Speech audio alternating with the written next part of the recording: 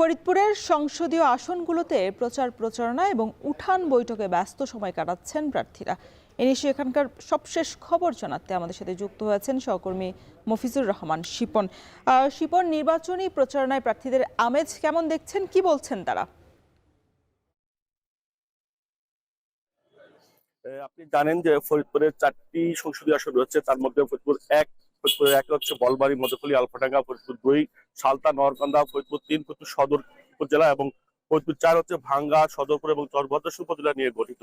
এর মধ্যে আমরা কিন্তু বিভিন্ন সংসদীয় এলাকায় কিন্তু ঘুরেছি এবং সেখানে দেখেছি যে প্রার্থীরা ভোট সকাল থেকে অর্থাৎ ফজর নামাজ পরেই কিন্তু তারা গণসংযোগে শুরু করে এবং সেটি কিন্তু মধ্যরাত পর্যন্ত সেই গণসংযোগ চলে এমনটা দেখেছি। আমি গতকালকে প্রায় রাত 10টা পর্যন্ত ছিলাম ফরিদপুরের এক সংসদীয় আসনে। সেখানে কিন্তু স্বতন্ত্র প্রার্থী আরিফুর রহমান দোলন এবং জামাত ইসলামের প্রার্থী ডক্টর ইলিয়াস মোল্লাকে দেখেছি। তারা কিন্তু প্রায় 10টা, সাড়ে 10টা পর্যন্ত কিন্তু তারা গণসংযোগ করেছে, পথসভা করেছেন এবং বিভিন্ন মানুষের সঙ্গে বাজারে গিয়ে কথা বলেছেন। আমি কথা বলেছিলাম ফরিদপুরে এক সংসদীয় আসনে যিনি স্বতন্ত্র প্রার্থী হিসেবে রয়েছেন আরিফুর রহমান দোলন। তিনি বলেছেন যে নির্বাচনী পরিবেশ এখন পর্যন্ত তারা সন্তুষ্ট এবং ভালো মনে করছে। তবে তিনি বড় রাজনৈতিক দলের প্রার্থীদের উদ্দেশ্যে বলেছেন যে সেখানেও কিন্তু তারা কিন্তু পেশি শক্তি ব্যবহার করার চেষ্টা করছে। ঠিক এমনটি বলেছেন জামাতের প্রার্থী যিনি রয়েছেন ডক্টর ইলিয়াস মোল্লা। তিনিও বলেছেন যে নির্বাচন পরিবেশ প্রশাসন ঠিকঠাক রেখেছে, এটা সঠিক, কিন্তু কিছু কিছু প্রার্থী কিন্তু তাদের পেশি শক্তি ব্যবহার করার চেষ্টা করছে, কালো টাকা ছড়ানোর অভিযোগ কিন্তু তোলা হয়েছে। ফরিদপুরে একে সাধারণ মানুষের সঙ্গে কথা বলে যেটি আমরা জানতে পেরেছি, এখানে কিন্তু মূলত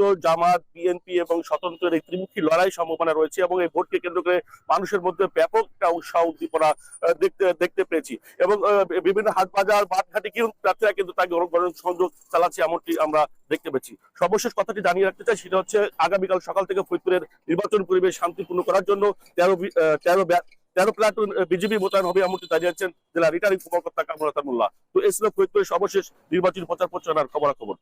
এদিকে রাজশাহীতে পুরো দমে চলছে নির্বাচনী প্রচার আর উন্নয়নের নানান প্রতিশ্রুতি। শহরের 0 পয়েন্ট থেকে যুক্ত হয়েছেন সহকর্মী মারুফ হাসান। মারুফ, ভোটাররা তো মন জয়ে প্রার্থীদের নানান প্রতিশ্রুতি দিচ্ছেন, তবে এই নিয়ে আশ্বস্ত হতে পারছেন কিনা ভোটারদের প্রতিক্রিয়া কেমন দেখছেন?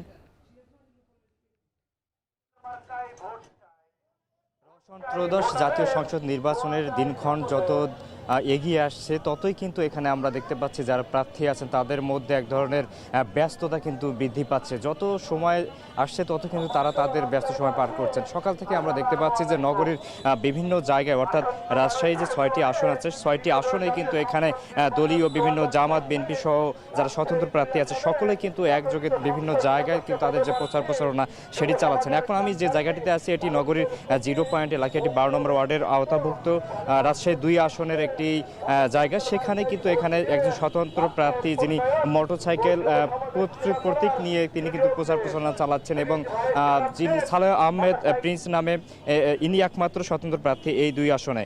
সকাল থেকে তিনি তার যে জায়গা থেকে এখানে আশেপাশে বিভিন্ন দোকান এবং রাস্তা দিয়ে যেসব অটো রিক্সা বা যেসব লোক যাচ্ছে তাদের হাতে কিন্তু তার প্রচারণার যে পত্র, প্রতীক সম্বলিত যে হ্যান্ডবিল, লিফলেট সেগুলো কিন্তু তিনি তুলে দিচ্ছেন এবং পাশাপাশি তাদের সঙ্গে কুশল বিনিময় করছেন এবং তাদের প্রতিশ্রুতি দিচ্ছেন তিনি যদি আগামী যে ত্রয়োদশ যে সংসদ নির্বাচন সেই তারিখে 12 তারিখে তিনি যদি বিজয়ী হতে পারেন তাহলে তিনি ভোটারদের জন্য না, শুধুমাত্র এই রাজশাহী নগরীকে একটি আধুনিক নগরী হিসেবে গড়ে তোলার জন্য প্রতিশ্রুতি দিচ্ছেন। পাশাপাশি এখানে শিক্ষা ক্ষেত্রে আরও অবদান রাখার জন্য তিনি গুরুত্বপূর্ণ অবদান রাখতে চাচ্ছেন। পাশাপাশি স্বাস্থ্যসহ অন্যান্য যেসব জায়গাগুলোতে এই নগরীর উন্নয়নের দরকার সেই জায়গাগুলোতে তিনি কাজ করার জন্য কিন্তু প্রতিশ্রুতি দিচ্ছেন।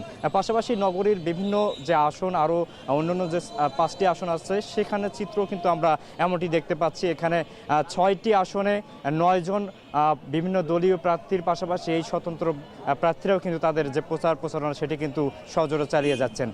রাজশাহী থেকে প্রচার প্রচারণার এই ছিল আমার কাছে এখন থেকে পর্যন্ত সব শেষ।